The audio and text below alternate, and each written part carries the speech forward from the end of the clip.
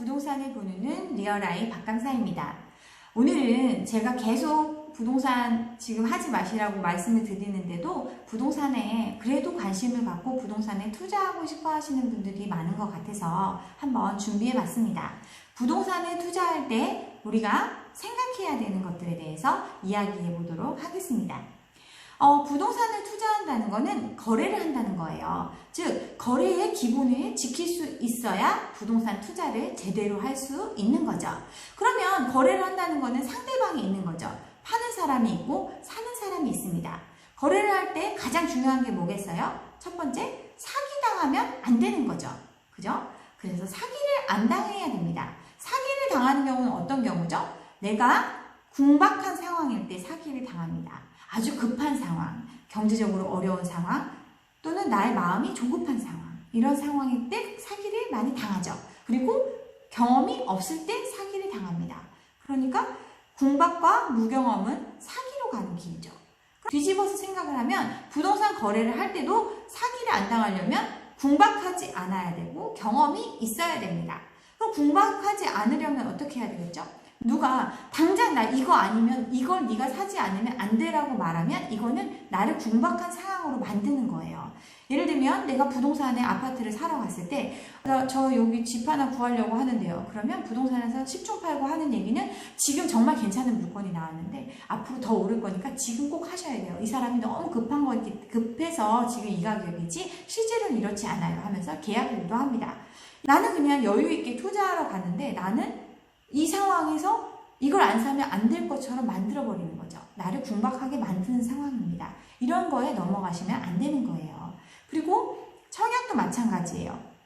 지금 청약을 하지 않으면 절대 집을 살 수 없을 것 같은 분위기를 언론을 통해서 가장 그런 짓을 많이 하죠. 그렇지만 우리 지금 상황을 보더라도 앞으로 많은 분양이 기다리고 있어요. 당장 하지 않아도 안 되는 건 없어요. 그렇기 때문에 이런 궁박에 빠지지 않으려는 노력이 필요합니다. 그러려면 어떻게 해야 되겠어요? 내가 사고자 하는 아파트가 있어요. 그럼 그 아파트의 가격을 예전부터 지금 시점까지 아주 긴 시간 동안의 가격을 한번 뽑아봐야 돼요. 뽑아봐서 최고점일 때 얼마, 최저점일 때 얼마인지를 파악을 해서 지금 가격이 어느 정도니까 내가 살 수 있는 가격을 정한 후에 부동산에 통보하는 거죠. 나는 이 가격 밑으로 나오면 무조건 사겠다. 이 가격이 되면 연락을 해달라. 내가 여유 있어지는 거죠. 이러면 지금 나온 물건은 내가 말한 가격보다 반드시 높을 거니까요. 이러한 상황을 유도해서 내가 우위에 있는 상황을 만들어야 됩니다. 그 다음 무경험은 어떻게 극복을 해야 될까요? 무경험은 내가 잘 모르는 물건은 안 하는 겁니다. 그게 가장 좋은 방법이에요. 지식산업센터, 기숙사, 상가분양, 토지투자 이런 거 너무 어렵잖아요. 내가 모르는 걸 하지 마세요. 내가 모르는 지역을 하지 마세요. 그러면 이런 경험을 그래도 난 하고 싶다. 그러면 내가 다 직접 해볼 수는 없으니까 그 경험을 해본 사람들이 하는 얘기들을 많이 들으셔야 돼요. 강의를 통해서든 어떤 방식으로든 많이 들으셔야 됩니다. 근데 강의를 하시는 분들도 어떤 분들은 무조건 오르니까 사라고 하시는 분들이 있어요. 사라는 경우에 사기를 당하는 경우가 많지 파는 경우에 사기를 당하는 경우는 별로 없어요. 사라는 경우를 더 의심해서 조금 더 경계하는 마음에서 보시면 더 많은 정보들을 얻을 수가 있고 그러다 보면 내가 직접 경험을 하지 못하더라도 간접 경험을 통해서 보는 눈이 길러집니다. 자, 첫 번째 말씀을 드렸어요. 부동산 투자를 할 때 사기당하지 않아야 된다. 궁박한 상황을 벗어나고 경험을 늘려라. 말씀드렸습니다. 두 번째, 도박을 하지 말아라 입니다. 도박이라는 게 뭐예요? 내가 무리해서 어떠한 상황을 만들어서 빚을 낸다거나 아니면 내가 잘 모르지만 큰 이익이 있을 거라고 기대하면서 투자를 하는 거죠. 이런 걸 하지 마셔야 되는 거예요. 투자를 하시는 건. 도박은 결끝이 좋은 경우가 없어요. 예를 들면 수십 채의 집을 매집해서 갭 투자를 해가지고 막 하시다가 경매 넘어가고 또 결국엔 파산하는 경우도 많이 있습니다. 수십 채 매집을 한다는 건 내가 감당할 수 없는 규모를 한 물건에 투자를 하는 거나 똑같은 거예요. 한 지역에. 결국은 도박인 거죠, 그게. 조금씩 전세가가 받쳐줘서 이 금액을 회수할 수 있는 지역인지 이게 전세가가 지금 말한 전세가가 유지될 수 있는 지역인지를 냉정하게 판단을 해야죠. 그런 거 없이 그냥 뛰어드는 거는 도박입니다. 위급한 상황에서 내가 돈을 메꿀 수 있는 정도의 대출인지 이런 것들을 판단하셔야죠. 예를 뭐 빌라 같은 거 막 분양할 때 이런 얘기 많이 해요. 지금 사는 전세금으로 내 집 마련. 지금 사는 전세금으로 내 집 마련을 할 수 있다는 거는 결국은 나머지는 대출 받으라는 얘기거든요. 그럼 그 대출이 내가 감당할 수 있는 수준이 아니면 도박인 거예요. 기존의 금액도 지키지 못하고 빈털 처리가 될 수 있는 거예요. 이런 건 하지 않으셔야 됩니다. 마지막으로 거래라 그랬잖아요. 부동산 투자를 한다는 건 거래라고 했죠. 그럼 거래를 할 때 상대방을 파악을 해야 됩니다. 상대방이 나와 동등한 수준인지를 봐야 돼요.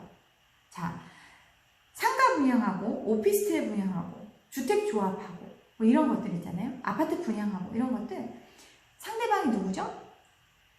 보통 부동산 개발을 하는 사람들입니다. 이런 사람들은 경험이 많아요. 내가 아는 것보다 훨씬 많이 알아요. 그리고 자본도 있어요. 이런 걸 만들려면 그만큼 돈을 투자를 한 사람들이죠. 그런 사람들은 나한테서 궁박함을 이끌어낼 수 있는 부동산의 고수예요. 이런 사람들과 상대를 한다? 이런 사람들과 상대를 하면 이런 사람들이 나를 도와줄까요? 아니에요. 이런 사람들은 자신의 이익을 극대화하기 위해서 이 일을 하는 겁니다. 그러면 나한테 퍼주는 상대는 없어요. 근데 보면 이거 분양받으면 돈 번대요. 그리고 상가 같은 경우도 이거 임대에 이만큼 맞춰져 있으니까 이만한 물건이 없다고 하면서 팝니다. 엄청 예쁜 사람들이 나와서 팝니다. 그런 건 없어요. 그러면 어떤 걸 해야 되겠어요?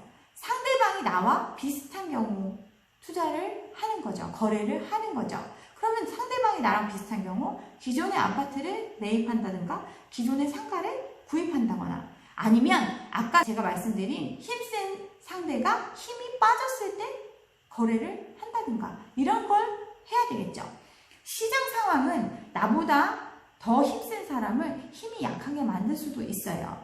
경기가 침체되는 상황, 외부적인 충격이 있는 경우 이런 경우에 그런 사람들은 어쨌든 이걸 빨리 정리해야 되니까 싼 가격에 파는 경우가 생깁니다. 그런 상황이 반드시 옵니다. 그럴 때 매입을 하면 되는 겁니다.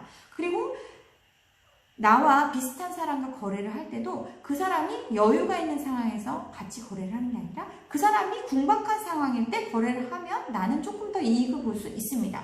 상대방이 궁박한 상황은 언제겠어요? 급하게 돈으로 이거를 부동산을 바꿔야 되는 상황이겠죠.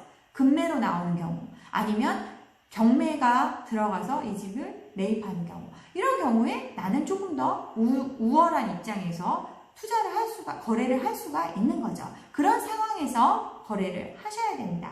그리고 상대적으로 저평가된 물건을 찾는 노력을 하셔야겠죠. 한가의 예를 한번 들어보면 광교 신도시, 뭐 위례 신도시, 많은 신도시들에서 되게 이렇게 집합상가를 많이 분양을 했어요. 구분상가를. 근데 막 한 칸에 뭐 몇십억씩 하면서 분양을 했습니다. 근데 이런 시기에는 절대 사시면 안 되는 시기예요. 왜? 상대방이 가장 우월한 위치에 있을 때 사는 거거든요. 상권이 형성되기 전에 이미 이 사람들이 세팅한 임대 수준으로 맞춰져 있는 물건을 나는 싸다고 생각하고 구입하는 바보가 되는 거거든요. 그래서 이럴 때 사면 안 되십니다. 그러면 언제 사야 될까요? 이런 지역이 실질적으로 입주가 되고 안정이 되는 상황, 현실적인 임대료 수준이 책정되는 상황이 됐을 때 매입을 해야 됩니다. 그런 경우가 되면 아까 사기와 같은 상황에 몰려서 이런 걸 분양받은 사람들이 견디지 못하고 궁박한 상황에 대해서 내놓는 상황이 생겨요. 그럴 때 매입을 하시면 됩니다. 결국은 내가 유리해지는 상황이 될 때까지 기다리는 것도 투자라는 말씀을 드리고 싶어서 제가 말씀을 드린 겁니다. 좀 참으면 기회가 반드시 옵니다. 조급한 마음은 내가 판단하는 걸 흐리게 만들어요.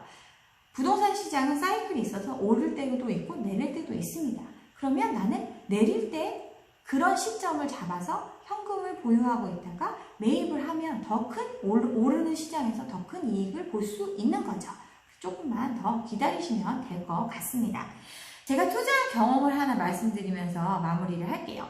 제가 예전에 지방에서 근무한 적이 있었는데 그때 이제 여기저기 출장을 다니다가 밭을 하나 산 적이 있어요. 맹지인 밭을 하나 산 적이 있는데 일단은 사기나 도박이 아니었어요. 왜?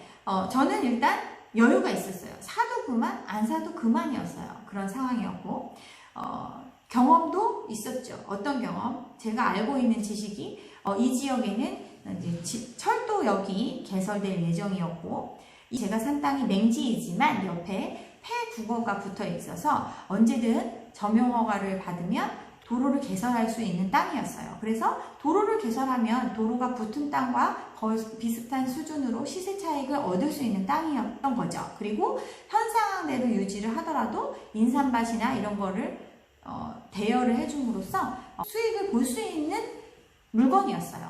그러니까 저는 사기나 도박은 아니었습니다.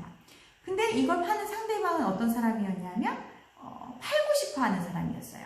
종중의 땅이었거든요. 그래서 이 사람들은 얼마가 됐든 빨리 현금으로 해가지고 자기들이 나눠 갖고 싶어 했었던 상황이었어요. 그래서 저는 결과적으로 이 땅을 매입을 했고, 그 결과 철도역 노선이 확정이 됐고 관련 시설이 들어오면서 제 토지는 그 철도 관련 시설 부지로 편입이 됐어요. 그래서 제가 매입했던 금액의 2배 이상의 보상을 받고 우리가 됐습니다.